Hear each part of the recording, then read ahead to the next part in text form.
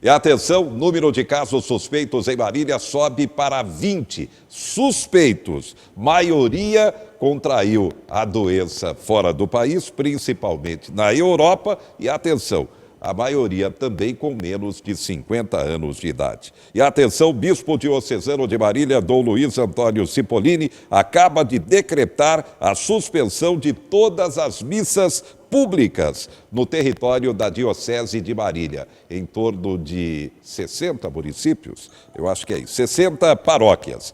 Também anunciou que não haverá eventos públicos para a celebração da Semana Santa. Domingo de Ramos, Tríduo Pascal, Domingo de Páscoa, que será feita de forma privada pelo clero e os fiéis poderão acompanhar pelos meios de comunicação e redes sociais. O decreto de Dom Antônio Cipollini define que sejam adiadas até nova orientação. Celebrações de batismo, primeira Eucaristia, confirmação e até casamento. Apesar de todas as determinações, o decreto do bispo prevê que as igrejas católicas fiquem abertas, com espaços totalmente arejados e higienados, com a higienização para orações individuais de fiéis. O decreto prevê ainda suspensão de atividades de seminaristas e outros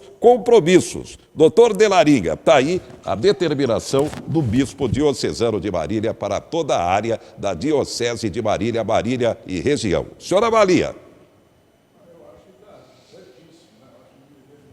Deveria ser só o bispo, acho que todas as religiões deveriam fazer a mesma coisa, né? Todos os cultos, todas as reuniões, isso aí já está sendo falado há muito tempo. Então, é uma aglomeração de pessoas, é uma aproximação muito grande.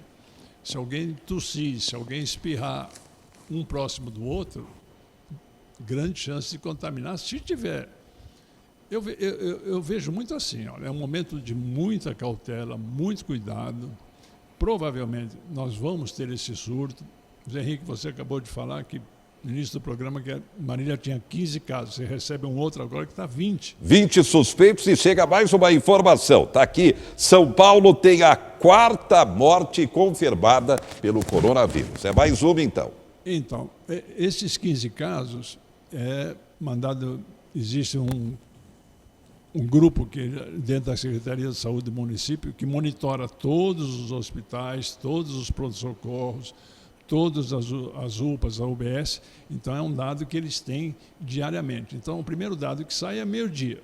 Então, a meio-dia estava 15. Depois saiu outro, às 17 horas, já estava 20. Então, você vê, em pouco tempo, você tem um aumento de 5 casos notificados. Nós não sabemos se eles estão contaminados de fato ou não. Eles estão em observação, eles estão restritos, né? Então, fizeram os testes para ver se são positivos ou não. Felizmente, Marília ainda não tem nenhum óbito. Mas isso aí, nós temos que tomar mais cuidado. Eu acho que o bispo está certíssimo, acho que mais pessoas têm que tomar esse tipo de atitude, como as escolas, Escola é mais complicado, né? Você tirar a criança num país pobre que nem o nosso e vai deixar essa criança onde? Ela perde até a comida, né? Nosso sistema é um sistema muito injusto ainda. Nós temos que pensar em todas as coisas, e isso é um sistema complicado. Nós somos um país subdesenvolvido. Volto a falar, eu acho que a programação que o Ministério da Saúde fez com o SUS foi fantástico. Nós estamos com uma taxa baixa, felizmente, em função, eu acho que desse trabalho foi agora. O senhor diz isso pelo tamanho do país, pela população do Brasil, chegando a cerca de 215 milhões de habitantes, e pela péssima distribuição de renda, a pobreza no país, em grande parte, em especial Nordeste e Norte, mas temos a pobreza também no estado de São Paulo. O senhor colocou bem. Fecha as escolas, os pais têm que trabalhar. Deixar com quem os filhos? Com os avós? E tem o problema da alimentação. Muita criança vai na escola, literalmente, primeiro para comer, doutor de Lariga. Então, até uma das propostas que estão surgindo aí é que alguém vai buscar alimentação na escola e leve para a criança comer em casa. Até para ela também não sair, Porque ela sai, ela convive com os outros, ela pode se contaminar? Pode. Aí ela vai transmitir para alguém? Provavelmente sim. Então, é um sistema assim muito perverso, né? Nós estamos frente a uma virose que são os cuidados. Nós temos que ter essa consciência dos cuidados que nós temos que tomar. A hora que eu tomo cuidado comigo, eu estou tomando cuidado com o Zé Henrique. Eu não estou prejudicando ele. Agora, se eu não faço nada, eu vou ser prejudicado e ele também, como a população toda. Aí vai acontecer o que aconteceu na Itália, o que está acontecendo nos Estados Unidos, o que aconteceu na China. Se eles não divulgaram de início o que deviam ter divulgado, se não tomaram as medidas, nós não sabemos e nem vamos ficar sabendo, né? Nós estamos frente a uma virose aí que não tem tratamento, não tem remédio e não tem vacina. Nós estamos aprendendo. Eu acho assim, felizmente, passando essa fase, o Brasil vai ficar muito mais forte. Nós vamos ter problema econômico, vamos ter problema social, vamos ter mortes. Se isso continuar do jeito que são as previsões, eu acredito que tudo isso aí venha acontecer. Mas, no fim, eu acho que nós vamos sair mais forte. Bem, confirmada então a 4ª morte do estado de São Paulo, já são 4 no território paulista. Tivemos aquele primeiro homem de 62 anos, foi a primeira morte. Só desta quarta-feira, confirmadas, atenção, outras 3 homens com idade de 65, 81 e 85 anos. O que chama a atenção é que o paciente de 81 anos já é do interior, do município de Jundiaí. É por isso que o alerta também, é claro, vale para todo o país, para o estado e, é claro, também para o interior, Marília e região, as medidas que estão sendo pregadas. Não, doutor Delarica? Essas medidas são fundamentais. Nós, lá na Faculdade de Medicina, nós estamos tomando as medidas que nós achamos cabíveis, né? Como o nosso ambulatório de otorrino são pacientes crônicos. Nós temos um espaço não muito bom, adequado. É um espaço que deixa um pouco a desejar. Nós vamos expor essa população por uma doença crônica, que é uma infecção de ouvido que ele vem tratando há 2 meses, para ir lá, junto com mais 30, 40 pessoas, e um contaminar o outro, não tem o menor cabimento. Quer dizer, ele vai acabar tendo uma patologia muito mais importante que essa virose, do que a infecção que ele tem no ouvido, ou que ele tem na rinite, ou que ele tem na alergia dele, na sinusite. Então, é muito melhor restringir isso.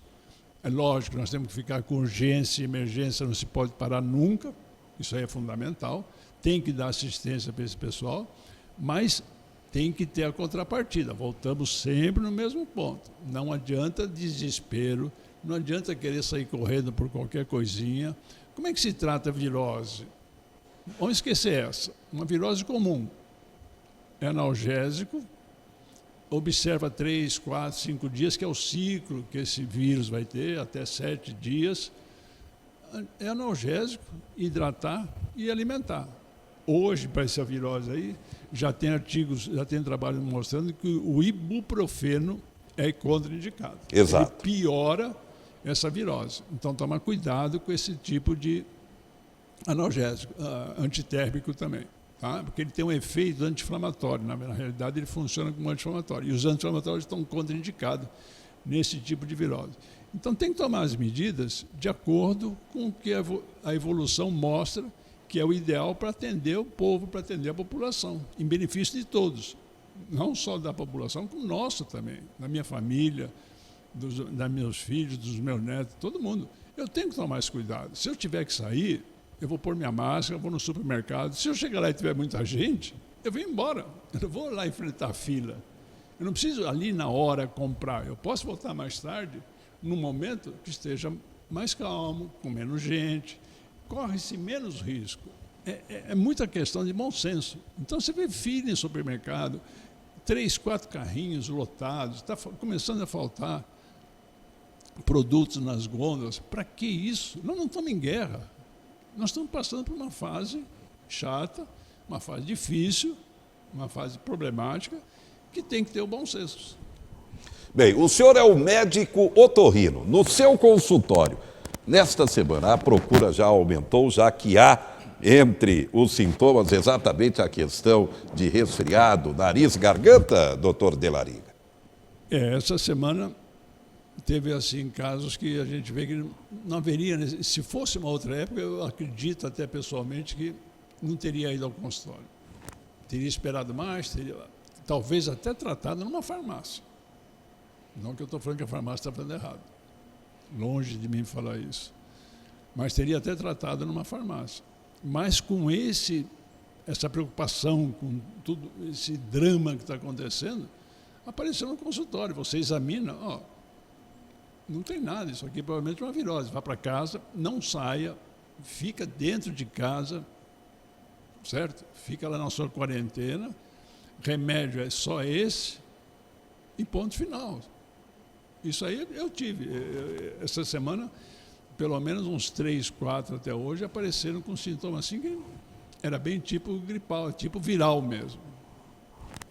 General Heleno está com o coronavírus ao Alcolumbre, o presidente do Senado e do Congresso também, da equipe ministerial, da equipe que foi para os Estados Unidos, aquela equipe que viajou para os Estados Unidos com o presidente Bolsonaro, já são 19 que confirmaram o coronavírus. O presidente Bolsonaro realizou um novo teste e ele divulgou que o resultado deu negativo. Bem, os ministérios estão prometendo atuação integrada contra o coronavírus. Vamos até Brasília saber como será essa ação.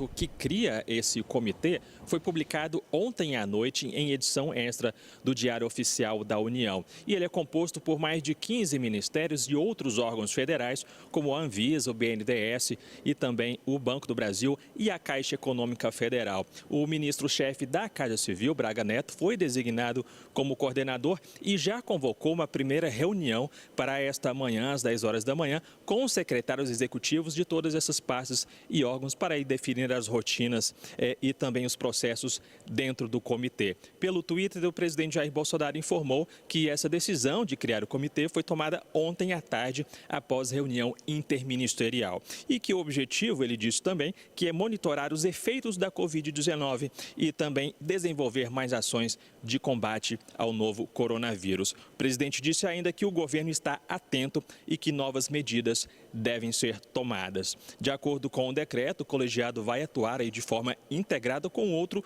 grupo, que é o Grupo Interministerial de Emergência em Saúde Pública, que foi criado em janeiro deste ano. E para amenizar os efeitos aí do novo coronavírus na economia e também na vida da população, a equipe econômica do Ministério do Governo Federal anunciou ontem que vai injetar 147 bilhões de reais no mercado nos próximos 3 meses. Vamos conferir na reportagem. O Ministério da Economia anunciou um pacote de medidas de incentivo aos setores mais afetados pela crise econômica global causada pela Covid-19. Cerca de 83 bilhões de reais vão ser destinados à população mais vulnerável. Mais de 1 milhão de pessoas vão ser incluídas no programa Bolsa Família. O abono salarial será antecipado para junho. Valores não sacados do PIS/PASEP serão transferidos para o FGTS, para permitir novos saques. Será antecipada a segunda parcela do 13º de aposentados e pensionistas do INSS para maio. Outros 59 bilhões de reais serão destinados para a manutenção de empregos.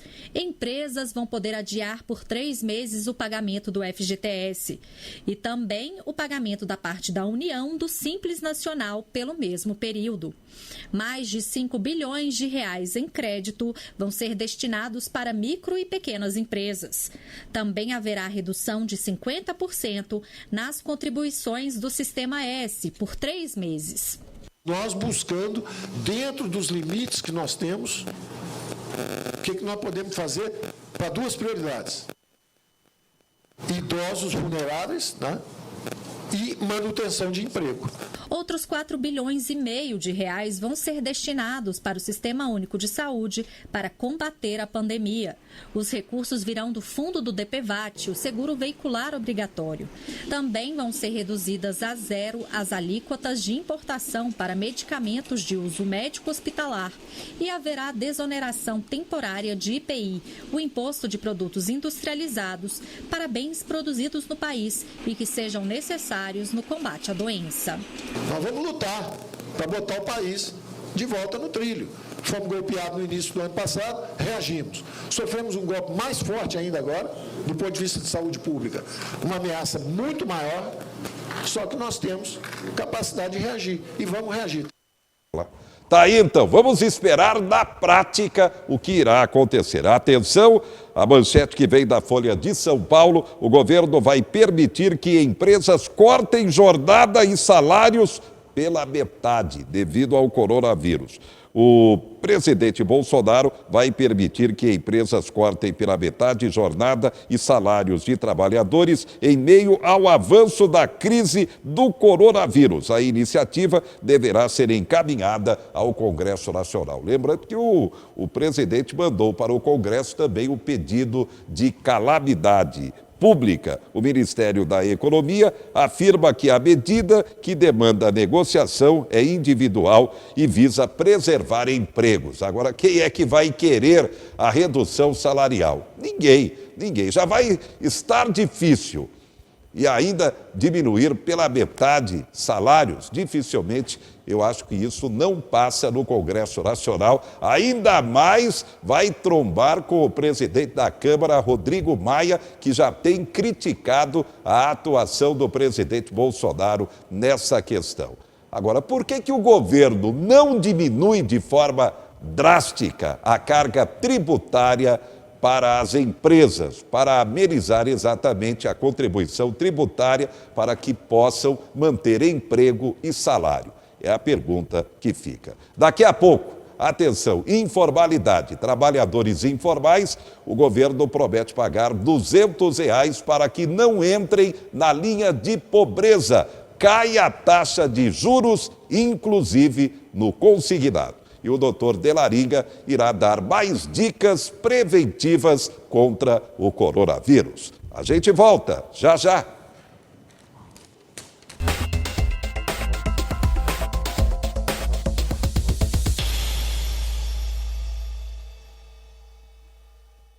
A Unimar